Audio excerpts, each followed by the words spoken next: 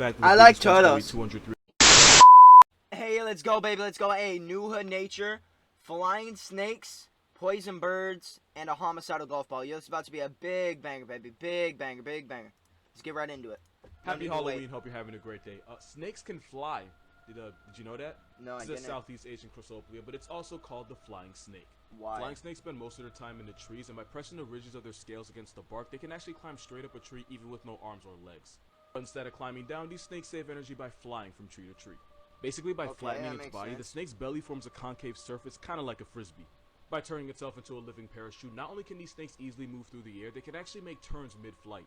And even though I low-key lied about them flying, these snakes can glide farther than animals like flying squirrels. In fact, a motivated snake can go for 330 feet. What? For non-Americans, that's about 100 meters. For Americans that don't understand distance, that's about the length of a football field.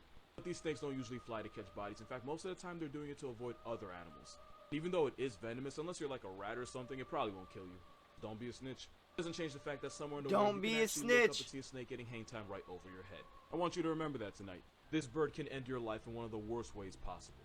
This is a hooded pitawee, and it's the only poisonous bird in the world. Its feathers, skin, and even tissues contain a potent batrachotoxin that it steals from the beetles it eats. That same poison is the reason why this frog can murk 20,000 mice, pack up 10 people, and even though it can sleep on a quarter, this frog allegedly contains enough toxin to drop a full-grown elephant. And that's the same poison this toxic sweetie uses to defend itself. And because its poison is a neurotoxin, it basically shuts down muscles by blocking the sodium channels of nerve cells. That is a meaning it would just get harder badass and harder for you to breathe until your lungs shut down. Eventually you'd become paralyzed, you'd lose consciousness, and your heart would stop. Not only can the poison turn you into past tense in only 10 minutes, the amount of poison it would take to turn your name into a hashtag weighs as much as 2 grains of salt. What? If you touch this bird with your lips, your entire mouth would go numb, and we know that because someone actually did it. But to be fair, this bird's never taken a human life. That we know of. But this tiny bird has the power to put you on the news, and I don't think nearly enough people talk about it. It's Halloween, so naturally I gotta ruin your day.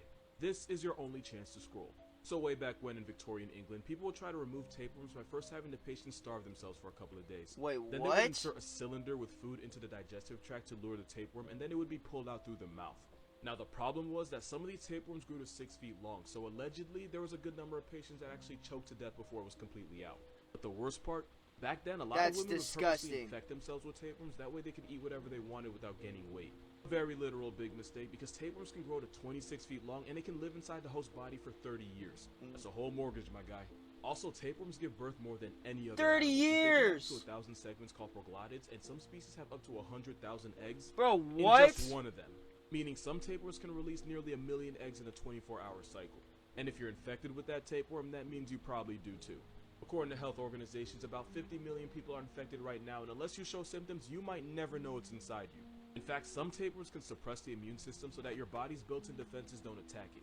But it also means some tapeworms could cause you to have less of an allergic reaction to certain things. So if you ever wake up one day and you can drink milk all of a sudden, you might want to get checked. You might just have a roommate living rent-free in your guts. Ew. Pause. Woman nearly meets God without even realizing it.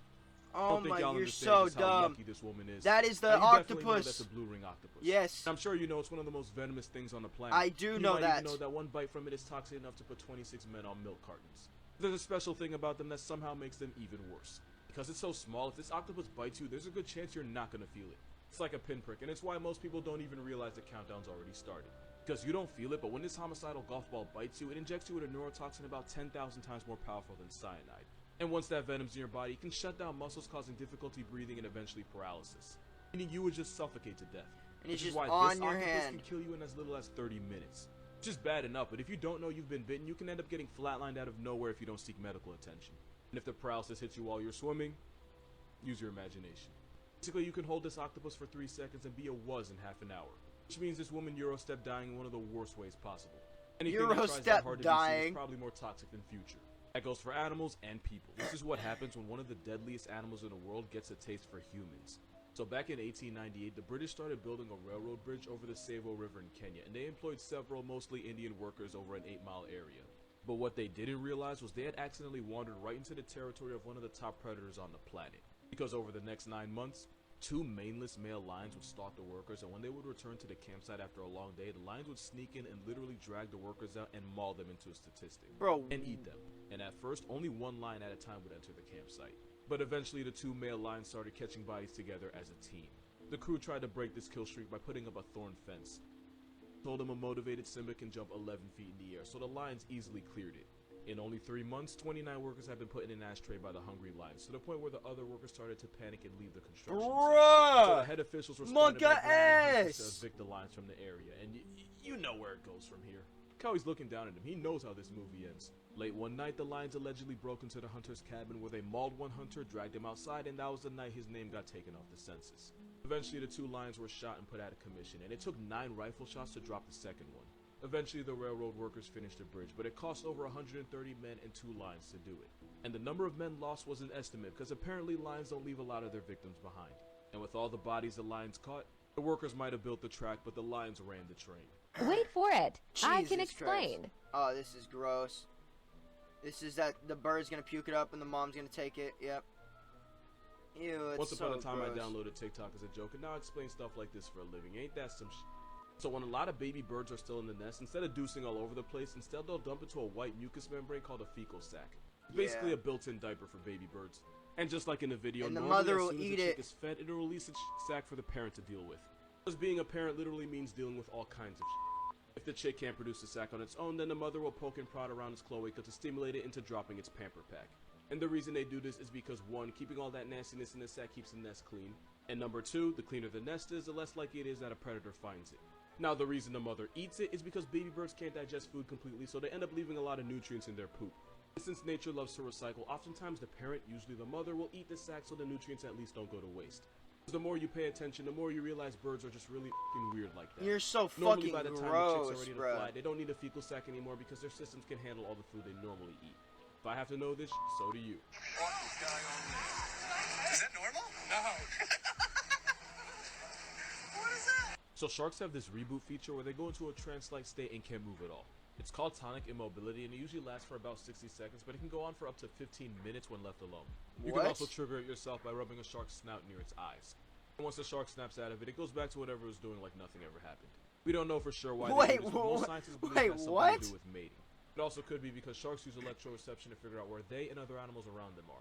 It's like an already installed GPS. So flipping a shark upside down probably just disorients them, and tonic immobility stops them from moving and thrashing around until they can readjust themselves. Also, this can and has been used against them. Once off the coast of California, a female orca held a great white shark upside down for 15 minutes. Since the shark was paralyzed and couldn't escape, it ended up suffocating to death. Which is probably why a waterproof Oreo can legitimately traumatize a shark for an entire year. No, seriously, sharks will avoid an area for a whole trip around the sun if they run into an orca once out of fear being factory reset by them. Angry cougar follows Makes man sense. for nearly 6 Oh, minutes. I've seen this. This is so loud, though. I've seen this. This is old. So this hiker actually did the right thing and saved his own life. With ambush hunters like wildcats, you never want to turn away from them because then you might activate their predator response and then they'll just hit you from the they'll attack from behind. You also never want to run because then you'll just trigger them into chasing you. And at up to 45 Yeah, it's like miles throwing a per hour, ball you're not to a gonna dog. Get very far. It's like hitting snooze on death. Also, you never want to crouch down and be in a position lower than the cougar. Mountain lions don't recognize humans standing on 2 feet as prey, but if you squat or bend down, the walking flex could confuse you for a 4-legged prey animal, and if it does, it's credits. In general, you never want to crouch down in mountain lion country, even if you don't think there's one around. Because just because you don't see him, doesn't mean he don't see you. So to not get turned into Monkey a story, you want to ass! stand tall and speak in a loud, firm voice. It really doesn't matter what you say. Cougars don't understand English, but they do understand volume, and if you speak loud enough, you can actually intimidate them. And like the man in the video, you're going to want to do this while backing away slowly.